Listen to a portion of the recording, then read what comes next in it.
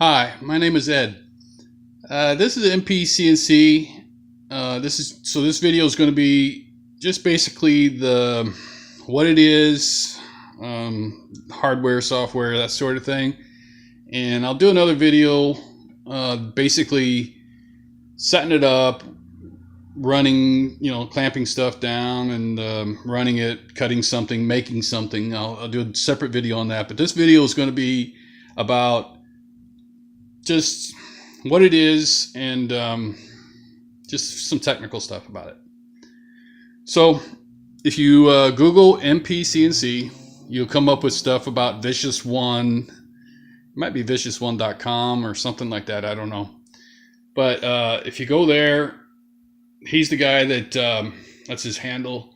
He's the guy who designed this, and he's got like the parts list. He's got free STLs to print the plastic parts, and he's got kits that you can buy, and but he freely gives you the whole list of parts and the STLs to print the parts, and like I said, the list to buy all the nuts, bolts, everything for free. So what we did was in the makerspace,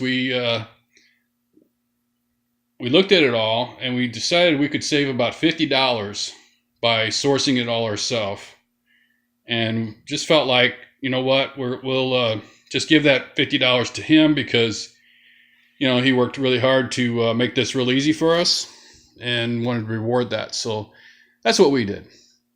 So what you got is like I said, you got these plastic parts that you print out, and these here are electric conduits right here. These are 3/4. I know that they measure about an inch, and there's different kinds for different countries, different sizes. So you want to get on that site, Vicious One, and read all the notes and stuff and understand what, because these prints, you'll have a list for, American. There's a different list of these parts for European, because this radius is going to be a different size. This bar is going to be a different diameter. So anyway, get on that site and figure all that stuff out, and figure whether you want to just take their information and buy your own stuff. This is just rubber timing belt, 2mm pitch. When I bought some of this a while back, I bought some white stuff because I just thought it was cool because it was different color. I wanted mine to be different. Turned out that the white stuff had some kind of like wire reinforcement in there. It was terrible. I don't recommend getting the white stuff or getting wire reinforced. Anyway, this is just regular rubber, and this is what you want. What else? Okay. What you want to do when you assemble it is you want really free movement. You want easily moved in all axes, especially up and down. You want to be able to move this up and down real easy. You've got some weight here, so you take that in count, but it's very, very easy to move that down. It's a little heavy, so I can't quite do it with 2 fingers. I mean, I can, but it's a lot harder. So anyway, you can see it's easy. And you want that freedom of movement because you don't want this thing jamming up, making your motors work too hard, and then they don't turn and they lose steps. You want everything to work nice. And what they are is these are skateboard bearings. And you got 2 motors on each axis. Well, on the X and Y, you got 1 motor on the Z. And so they tie in together in series, pretty sure. But they come together, and then they come in, join in as 1 wire. And they come to, like, that was the Y axis I was pointing to. So that'd be in the center. I got X, Y, and Z. And this is a Arduino Mega underneath, and a ramps piggybacked on top of it. Now you want a 19 volt input. 12 volt doesn't work real consistently. So go with 19, a little, just a regular laptop power supply. And I think you want fairly good amperage, like 5 amps. That should cover it. Other than that, when you set it up, you want to put your VOM negative on your negative line, and your positive on that screw right there. And you want to adjust that screw until you get 0.7 volts on each one, on each axis. And that gets you your starting point. Now, if it, like say your Z doesn't want to lift this, try a little more, try 0.9 or something like that. But you're going to start, once you start putting more volts on this thing, you're going to want cooling. You want to put a fan on it. And we got a shroud for this, but I don't have it on here. And this is working just fine for me right now at 0.7 volts on each axis. It's not a problem, so I'm not worried about it at this point. I mean, I could just put a fan, set it here, and just blow it at it. It would be good too. But anyway, I think that's, here's your serial port for your USB. Goes in for the communications. That plugs into your Mega. And then you want your software. You need CAD CAM to make the G code. Once you have the G code, you can run it to a control program, like we use ESLCAM here on this. And there's lots of different ways to make G code. A lot of free programs out there, just like I said, Google G code generators or CAD CAM, that sort of thing. But Fusion 360 is really nice. It's free for students and hobbyists, so I would go with that if you could. A little bit of a learning curve, but worth it. So anyway, then you find a control software, and this is ESLCAM. Is free. I don't know if I would use Mach 3 on this because it's a series. It's using the USB. And the Mach 3 is usually using parallel ports. I'm not sure. But if you got it, try it if you want. I don't know. But this works pretty good. You just load up your file. I don't think I have anything ready to go. But you just load up your G code, and then it would come up, and then you'd be able to just hit play right here, and it would go. Now what you want to do, if things aren't working right, you want to go to your setup and your CNC controller, and here's all your tabs up here to set things up. But most of it's right here in this front page. You want to be on the correct COM port here. You want to select the correct hardware, I guess you could say. So we're using the Mega and the ramps. And your steps per revolution, you got to figure that out. Most of these motors are 200 steps per revolution, and then you've got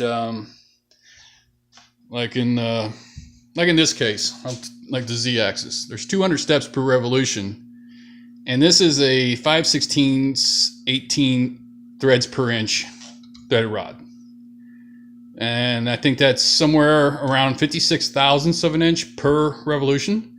So 200 steps from the motor will take you 56 thousandths of an inch. So if you look at my Z-axis right here, you can see that there's distance per revolution. Oh, that's my Y. Okay, 6,400. Because we're using what is that, 200? We're using 32 micro steps. So 32 times 200 is 6,400. So steps per revolution, 6,400. But the distance per one revolution is, I need to kind of tweak that, because I think that will go out, 4 or 5 decimals, and it's kind of like 0.558 or something like that. That's rounded up right now. I'm probably going to change that. You want to watch out right here. You can get away with quite a bit of feed rate in the X and Y.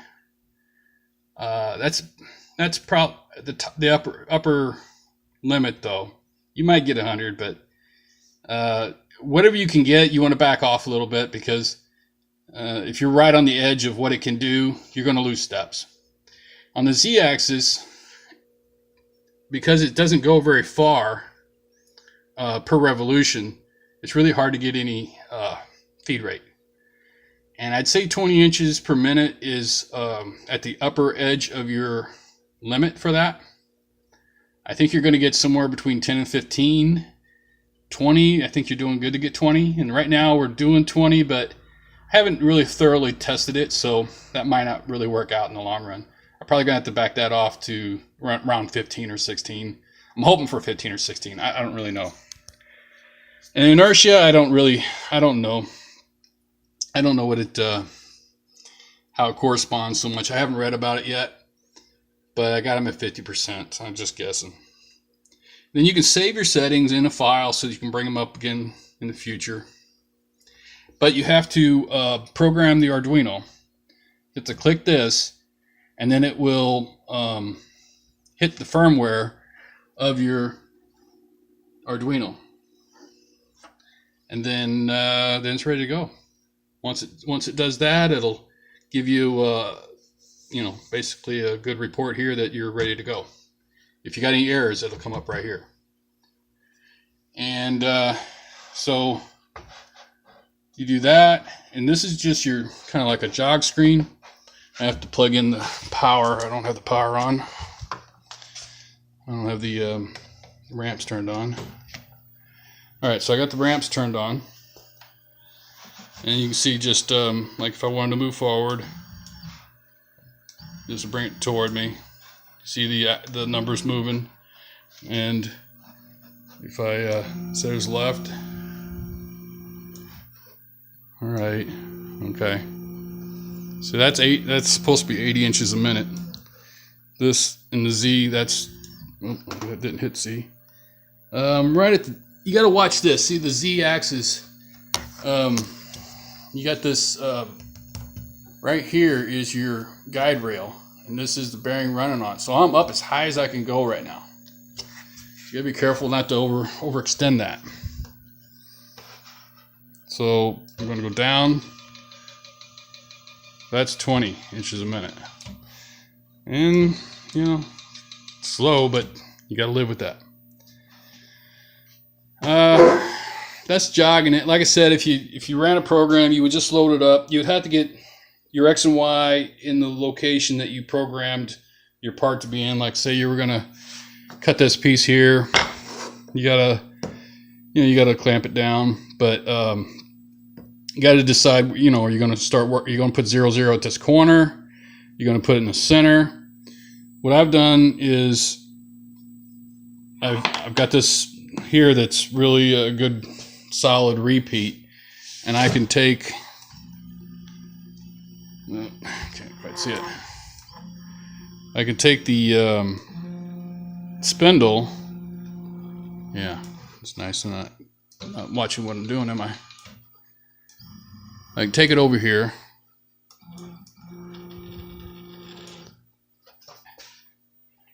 Take this out of the way. Trying to hurry. Bring it down there. And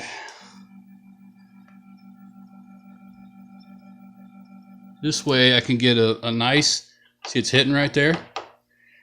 I'll just move over until it lets me in. See, right now it lets me in, but it's actually levering the whole spindle to do it. See, it's stuck. So you don't want that kind of, you hear that little click? You got to get a feel for it. It's hard to do with one hand because I'm holding the camera. But just to pretend I've got it right now. Say that's it right there. Not quite, still a little bit too hard. I would still go to the right a little bit, let's say that was it. And I would just come down here and I would come to my X and hit 0. So that would be my reference. If anything ever went wrong, I can come back here, do the same thing, and I'm going to be within a couple of thousandths. And so, you know, I do the same thing. I jog it up here and do the same thing on my Y. And then what I ended up with, let me get this out of the way. What I end up with is, I call that 0 for like machine 0. And then what I did was I cut a pocket right here just to give me like a little reference so I can go up to that. Now my lower left corner is 3/8 from this this reference 0 right here. This is my block. This is the center of the spindle. So 3/8 from there is my reference to this corner. So let's just say this is a it's like 3.5 by 3.5. So I could get my program and I could draw a square like this in my X and Y, 3.5 by 3.5. And I can put my 0, 0 here and then work to the center of the block and make whatever I want to make. Of course, I got to clamp it down. But that's the idea of that. And if anything ever went wrong, I could come back and set it up, and my X and Y would be within a couple of thousandths. There's other ways to do it. You know, people use limit switches. I never have any luck with that. They're always way off.